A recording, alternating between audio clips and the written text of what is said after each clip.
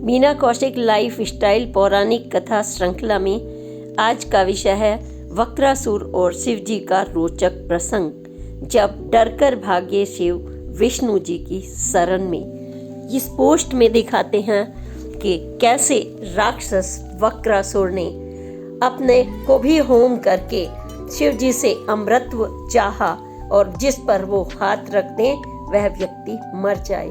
आखिरकार क्योंकि शिव जी जल्दी प्रसन्न हो जाते हैं, उन्हें वरदान तो दे दिया, लेकिन उन्हें भारी पड़ा। कैसे भारी पड़ा आज की पोस्ट में मैं बता रही हूँ कि जब हम दुष्टों को कोई शक्ति दे दें, वो चापलूसी से हमसे ले लें, तो वो हम ही पर हाथ रखने लगते हैं। ये प्रासंगिक कथा हमारी आंखें खोलने वाली है कि जब कोई भी व्यक्ति आपसे चापलूसी करके आपकी शक्ति मांग ले, आपके रहस्य ले ले, वो आपको फिर भगवान विष्णु जैसे ही किसी महान व्यक्तित्व की हेल्प लेनी पड़ती है। और शिव जी ने भी शरण ली भगवान विष्णु की। तब भगवान विष्णु जी ने ब्राह्मण का रूप धर करके वक्रासुर के समक्ष कहा, आप इतने गुस्से में क्यों हो और कहाँ भाग रहे हो, किसके पीछे भाग रहे हो? तब उन्होंने कहा, शिव जी ने मुझे शायद वरदान सच्चा नहीं दिया। और कैसा दिया है? तो बहुत ही दिमाग से और विवेक से विष्णु जी ने कहा, यह वरदान सच्चा है, यह झूठा अपने ऊपर ही हाथ रख के देख लो। और शिव जी का वरदान तो सच्चा था। तो उस सच्चे वरदान से राक्षस ने जो अनभिज्ञता या अपनी राक्षस प्रवृत्ति करनी चाहिए, उसको भले ही शिव जी को उस समय मैदान छोड़कर जाना पड़ा हो, बाद में नतीजा बुरा होता है। आज की पोस्ट में देखिए वक्रासुर और शिव का। नमस्कार, मीना कौशिक लाइफ स्टाइल में आपका स्वागत है। आज पौराणिक कथा की सीरीज में हम बहुत ही एक रोचक विषय लेकर के आए हैं। वह है शिव और वक्रासुर का रोचक प्रसंग। आपको पता ही है कि कितनी आपने कहानियां सुनी होंगी पुरानी पन्नों से कि भगवान शिव अति प्रसन्न हो जाते हैं जरा सी श्रद्धा भक्ति से, और वो सबसे जल्दी प्रसन्न होने वाले देवता हैं। और भगवान शिव की यह भी विशेषता है कि वो राक्षस हो या फिर देवता, सामान्य व्यक्ति, बच्चे या बड़े, वो श्रद्धा भक्ति से बहुत जल्दी प्रसन्न होते हैं। प्राकृतिक उनको छोटी छोटी जब हम चीज़ें भेंट करते हैं, चाहे वो बेलपत्र हो, दूब हो, घास हो, मूंग की दाल हो, वो जल्दी से प्रसन्न हो जाते हैं। और वो हमारी मतलब सृष्टि के रचयिता देवों के देव तुरंत प्रसन्न होकर हमें अपना वरदान देते हैं, आशीर्वाद देते हैं, अपना पूरा हमारी मनोकामनाएं भी पूर्ण करते हैं। तो एक बार की बात है, धरती पर नारद मुनि जी भ्रमण कर रहे थे और जगह जगह घूमते थे। उनके पास तो पूरी सूचनाएं होती थी हर जगह की। कह दीजिए कि वो आज के समय के मतलब जैसे पत्रकार होते हैं, पूरी सूचनाएं उनके पास होती हैं, ठीक उसी तरह उनके पास नॉलेज का खजाना था। तो वो धरती पर घूम रहे थे, उधर उनको वक्रासुर नाम के बड़ा दैत्य मिला और उसके दिमाग में आ रहा था कि मैं भी कुछ सबसे बड़ा इतना बन जाऊं कि अपने तप से कुछ ऐसा करूं कि मुझे सहयोग मिले जो सबसे बड़े देवता हैं। जैसे आज सामान्य व्यक्ति भी सोचता है कि हमें कुछ कर गुजरना है, बड़ा करना है, तो हम कुछ ऐसे लोगों का साथ ले लें जिनकी खूब चलती है और जल्दी से वो खुश भी हो जाते हैं। अब उसने ये मन में धारणा कर ली। अब देवता तो थे नहीं, वो तो वक्रासुर तो राक्षस थे। अब उन्होंने कहा कि नारद जी मुनि, मुझे बताइए ब्रह्मा विष्णु महेश में कौन अति शीघ्र प्रसन्न हो जाता है? तो नारद जी मंद मंद मुस्कुराए और फिर बोलने लगे कि आपको कुछ वरदान चाहिए। अरे भाई, ब्रह्मा विष्णु महेश तो पूरी आपकी उम्र भी निकल जाएगी तो भी शायद प्रसन्न ना हो इन तीनों में। तो फिर वक्रासुर ने कहा, क्या करें? अरे आप भगवान शिव के लिए आराधना करो, तपस्या करो, वो अतिशीघ्र प्रसन्न होते हैं। वक्रासुर ने अपना तुरंत दिमाग लगाया कि चलिए अब हमें तपस्या और आराधना शुरू कर देनी चाहिए। अगर वो इतनी जल्दी प्रसन्न हो जाते हैं और वो वरदान भी शीघ्र देते हैं, तो उन्होंने तपस्या करनी शुरू कर दी। फिर कुछ दिन की जब नहीं हुआ तो उनके दिमाग में आया कि मैं ऐसा करता हूँ कि प्रसन्न तो होते ही हैं, अगर मैं अपने को समर्पित कर दूँ। हवन, उन्होंने यज्ञ शुरू कर रखा था और राक्षस है, राक्षस प्रवृत्ति है। अब वो आहुति नहीं चढ़ाते, धूप दीप नहीं चढ़ाते, हर एक की अपनी अपनी सोच है। जो जैसा उसका मन क्रम वचन कार्य भी वैसे ही होते हैं और उनकी मानसिकता भी वैसे ही होती है और वरदान के उनके तात्पर्य भी पाने के वही होते हैं। अपने अपने हर व्यक्ति एक जैसा तो नहीं हो सकता कि भाई वरदान पा के वो महान बन जाए। तो उसने अपने ही शरीर के हिस्से काट काट के, मांस के, मतलब सोचिए हद कि मुझे कुछ कर गुजरना है तो मैं कुछ भी कर डालूं, यज्ञ में वो डालने लगे भगवान शिव को प्रसन्न करने के लिए। अब भगवान शिव कहाँ ऐसे प्रसन्न होंगे, अब सोचने की बात है कि करने लगे। अभी उन्होंने नहीं ध्यान दिया, नहीं सोचा इस बारे में, तो और वो तो छोटी छोटी चीज़ों से खुश होते हैं, इस चीज़ पर क्यों खुश होंगे। वो प्रसन्न नहीं हुए। फिर वो परेशान हो गया वक्रासुर। उसने कहा कि मैंने तो जिद पकड़ ली है, मुझे तो भगवान शिव से वरदान लेना ही है।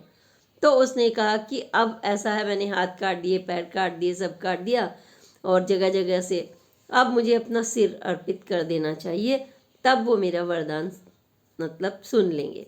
जैसे ही वो शिव मतलब वो वक्रासुर अपना शिव को अर्पित करने के लिए, यज्ञ में डालने के लिए अपना शीश काटने लगा, तो भगवान शिव प्रकट हो गए।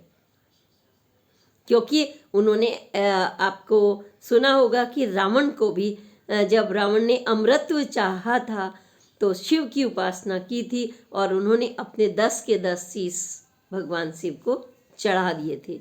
ठीक इसी तरह से वक्रासुर ने अपना समझदारी की और शिव को प्रसन्न कर लिया। अब शिव ने कहा मांगिए, क्या मांगना है, अब आपको और कुछ करने की ज़रूरत नहीं है, मैं आ गया हूँ। तो उन्होंने कहा कि मुझे एक वरदान ये चाहिए कि मैं जिसके ऊपर भी हाथ रख दूँ वो तुरंत मर जाए, वो समाप्त हो जाए। देखिए राक्षस बुद्धि, वो कुछ भी मांग सकता था, लेकिन राक्षस बुद्धि क्या मांग रहा है। मतलब जिसका क्राइम दिमाग हो वो यही चीज़ मांगेगा कि अब अगर उसकी ताकत कोई बढ़ा रहा है तो वो अच्छी चीज़ के लिए नहीं मांगेगा। वक्रासुर ने, अब भगवान शिव क्या करें, देना पड़ेगा, क्योंकि आपको तो पता है वो तो वैसे भी देवों के देव, अपनी बात से तो पीछे हट नहीं सकते। सामान्य आदमी भी जब खुश हो जाता है और कोई वचन दे देता है, सज्जन व्यक्ति, तो वो भी देते हैं, आपने देखा होगा। अब ऐसे में उन्होंने वरदान दिया कि ठीक है ऐसा ही होगा। और ये क्या के जैसे ही चलने लगे, उन्होंने कहा, वक्रासुर ने, रोको रोको शिव। शिव ने सोचा क्या बात है, अब तो वरदान भी दे दिया, तो मैं ना इसकी परीक्षा लेना चाहता हूँ। मुझे नहीं लगता कि आपने मुझे इतना बड़ा वरदान दे दिया होगा, मुझे उसमें लग नहीं रहा, तो मुझे तो परीक्षा लेनी होगी। तो उन्होंने कहा नहीं नहीं, मैंने सच में वरदान दिया है। तो कह रहे मैं तो साबित कैसे करूँगा, मुझे तो देखना होगा। और राक्षस की देखिए हद, देखिए सीमा, देखिए सारी सीमा तोड़ करके भगवान शिव के ही पीछे हाथ रखने के लिए दौड़ा। और भगवान तो वरदान दे के फंस गए, वो भागे, क्योंकि सृष्टि के नियंता, उन पे तो इतने दायित्व है। अब उन्होंने वरदान दे दिया, अब क्या करें। वो भागते रहे कमंडल लेकर अपना धरती जो मंडल से और देवलोक तक भागते भागते पीछा नहीं छोड़ा।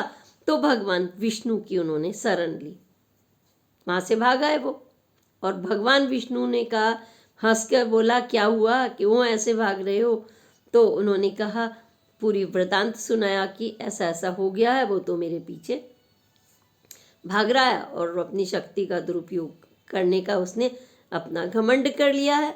अब मैं क्या करूं, फरेब के नाम पर वो ऐसा कर रहा है। भगवान विष्णु जी ने कहा ठीक है आप बैठो। और भगवान विष्णु जी की और उनकी बहुत अच्छी मतलब ट्यूनिंग थी, आपको पता ही है। भगवान विष्णु जी का तो पूरे परिवार में आपको शिव, गणेश, बाबा बजरंगबली, गर्दभ महाराज, शेषनाग सब मिलेंगे। वो सृष्टि के पालक हैं, एक रचयिता हैं तो एक पालक हैं। तो विष्णु जी ने अपनी योग माया से अपने जो एक तपस्वी का और रूप धरा, तेजस्वी व्यक्ति का, सामान्य व्यक्ति का, और धरती पर अपना रूप भरकर वक्रासुर के सामने से गुजरे और प्रणाम भी किया वक्रासुर को कि अरे महाराज, आपकी तो बहुत ताकत है, जैसे करते हैं, और आप कहाँ भाग रहे हो, किसके पीछे भाग रहे हो इतनी बुरी तरह से गुस्से में। तो कह रहे हैं वो शिव की मैंने उपासना की थी और उन्होंने मेरे साथ फरेब किया, मैं परखना चाहता था, और उन्होंने मुझे नहीं विश्वास है कि उन्होंने ये सही कि मुझे वरदान दिया है, और मुझे इसलिए गुस्सा आ रहा है। तो उन्होंने कहा कि हंसकर बोले विष्णु जी, हाँ बिल्कुल सही कहा आपने। अगर देने वाले में अगर उन्होंने दे दिया होता, इतनी ताकत होती, तो वो आपके सामने टेकते। तो उन्होंने वास्तव में फरेब किया है, क्योंकि देने वाले में तो ताकत भी होती है। तो वो तो अब ऐसी बात है। तो वक्रासुर ने देखा कि बात तो सही कह रहे हैं, तो फिर महाराज मैं क्या करूं तपस्वी जी। तो उन्होंने कहा अरे आप तो इतने बड़े पहुँचे हुए हो, शक्ति के हो, आपके अंदर तो दुनिया दैत्य राज हो। आप ऐसा करो, ये छोटे छोटे काम तो आप किसी से भी करा सकते हो, आपका कोई ऐसा काम हो, हमारी सेवा ले सकते हो। मीठी मीठी बातों में फंस गए वक्रासुर, एक तरह से कहा जाए तो, क्योंकि ऐसे आदमी को फिर ऐसा ही लेना पड़ेगा ताकत से। तो वो अपना दिमाग ज़्यादा चलाने लगते हैं, अच्छों का चला देते हैं। सोचिए, भगवान शिव के ही ऊपर उन्होंने हाथ धर दिया, वो उनको डर कर भागना पड़ा देवलोक में। तो विष्णु जी ने कहा कि ये मुझे नहीं लगता कि शिव ने आपको वरदान दिया है, उनके पास नहीं है। आपको तो ब्रह्मा और विष्णु की ही आराधना करनी चाहिए थी। मतलब वो ब्राह्मण के रूप में खड़े हुए हैं ना, तेजस्वी, आपको उनकी करनी चाहिए थी, आपने भी किसकी कर ली ऐसे। तो लगा उसको वक्रासुर को कि हाँ बात तो सही है, फिर मैं क्या करूं। अरे कुछ नहीं, आप देख लो अभी रख के, अगर उसमें ताकत होती शिव में, ऐसे करके थोड़ी सी बुराई भी करनी पड़ी कि आप ना अपने ऊपर रख के देख लो हाथ, कि अगर वो सही हो तो भाई तुम ही ना मर जाओगे, आप बताओ।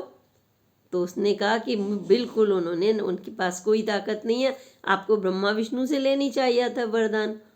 बस वक्रासुर आ गए बातों में, और जैसे ही अपने ऊपर हाथ रखा, हाथ रखते ही चिंगारियां निकलने लगी और एक शक्ति निकली दैव्य, और वो वक्रासुर भस्म हो गया तुरंत की तुरंत। तो विष्णु जी ने तो अपना शिव के बचा लिया उन्हें राक्षस से, नहीं तो वो तो सृष्टि के नियंता को ही हाथ रखने बैठ गए थे। ये कहानी आप बताइए क्या बताती है। दो बात बताती है ये एक साथ में। एक तो ये कि देखो, राक्षस को वरदान मिल रहा है ईश्वर से, अब वो क्या मांग रहा है, मंदबुद्धि, दूसरों का नुकसान, यही है ना। दूसरों को मारना अच्छी चीज नहीं मांग रहा वो सुख नहीं, शांति नहीं, परिवार नहीं, खुशहाली नहीं, वो अपनी ऐसी ताकत मांग रहा है कि मैं चारों तरफ त्राही त्राही मचा दूं। ये एक मानसिकता जिसकी होती है, तो उसको जो पालक हैं, आपने देखा होगा, भला ऐसी सोच वालों को कौन बचा सकता है, उसको तो वक्रासुर की तरह भस्म होना ही होगा। और दूसरी तरफ हमें यह सीख मिलती है कि भगवान शिव की तरह से अगर आप किसी पर प्रसन्न हो जाएं और उसको आगे बढ़ाएं, उसकी मदद करें, तो किसकी करें, आपको योग्य व्यक्ति की करनी होगी ना, या कि राक्षस प्रवृत्ति के, आपराधिक प्रवृत्ति के, या आप उसको ऊंचा करेंगे जो दूसरों का नुकसान करते हैं। मतलब वो तो आपके ही दुश्मन हो जाएंगे, जैसे ही आपने उनको बढ़ाया तो वो आपके ही ऊपर हाथ रख देंगे। और ऐसा होता है, कई जगह होता है। आप किसी संस्थान में नौकरी कर रहे हो, कोई नया नया आए, बॉस कहें इसे सिखा दो, और वो सिखा दें, कल कहेंगे अरे तुम्हें तो खुद ही नहीं आता, देखो ये नया आया हुआ 4 दिन का इतनी जल्दी काम करने लगा, वो आप पे हाथ रख देगा चमचागिरी से, किसी भी तरीके से वो आप पे हाथ रख देगा। ऐसा हमारे समाज में होता रहा है। और देखिए भगवान शिव के जमाने से अगर हो रहा है तो हमें ऐसी शक्तियों से सावधान रहना पड़ता है कि हम जिसको वरदान दे रहे हैं या ले रहे हैं किस तरीके से हम छल करें। क्या ये उचित है कि हम पर कोई प्रसन्न हुआ हम उसी से छल कर दें? ये आपराधिक प्रवृत्ति, आपको इसका नतीजा तो भुगतना ही पड़ता है।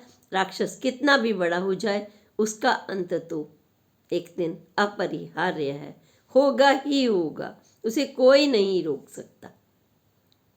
तो भगवान शिव की यह कथा हमारे सभी को आंखें खोलती है। हमारे शिव की, हमारे जो उनके नेत्र हैं उनका शिव पुराण पढ़ लीजिए, शिव संगीता पढ़ लीजिए, वेद पढ़ लीजिए, उपनिषद पढ़ लीजिए, एक एक पन्ना शिव की इतनी शिक्षाएं हैं उनमें, इतनी दीक्षाएं हैं कि जीवन भर आप अगर उन्हें पढ़ते रहेंगे हर पल आपके वो शिक्षाएं काम आएंगी।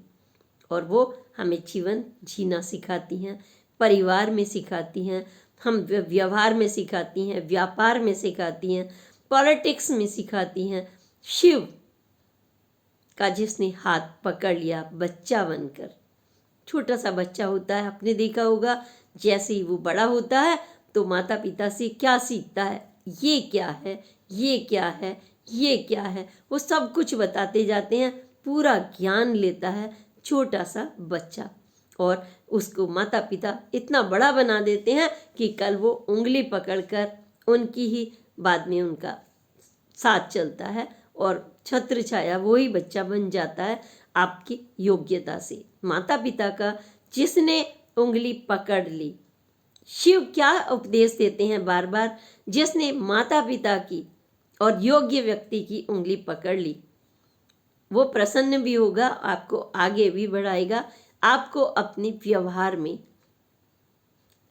कुशलता, धैर्य, अच्छाई, सज्जनता ये सब लानी होगी।